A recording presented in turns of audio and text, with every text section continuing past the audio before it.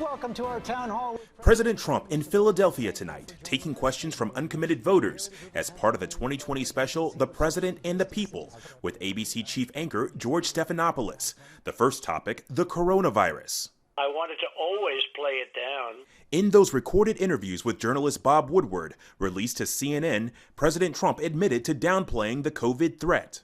Well, I didn't downplay it. I actually, in many ways, I upplayed it in terms of action. My action was very strong. His rival, former Vice President Joe Biden, saying otherwise during a roundtable with veterans today in the battleground state of Florida.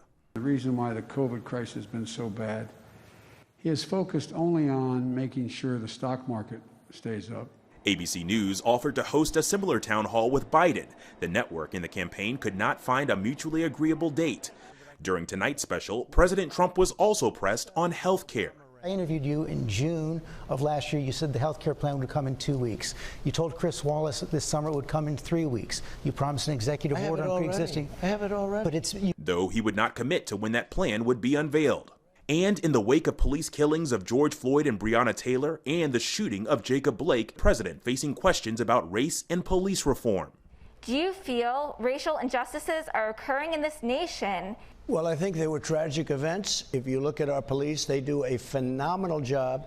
You'll have people choke, make mistakes. If you're going to stop crime, we have to give the respect back to the police that they deserve. But you have yet to address and acknowledge that there's been a race problem in America. So if you go, well, I hope there's not a race problem. I can tell you there's none with me.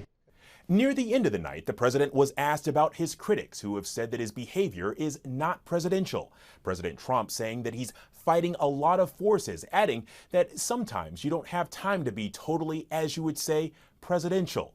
Joe Biden has a similar style event on another network on Thursday.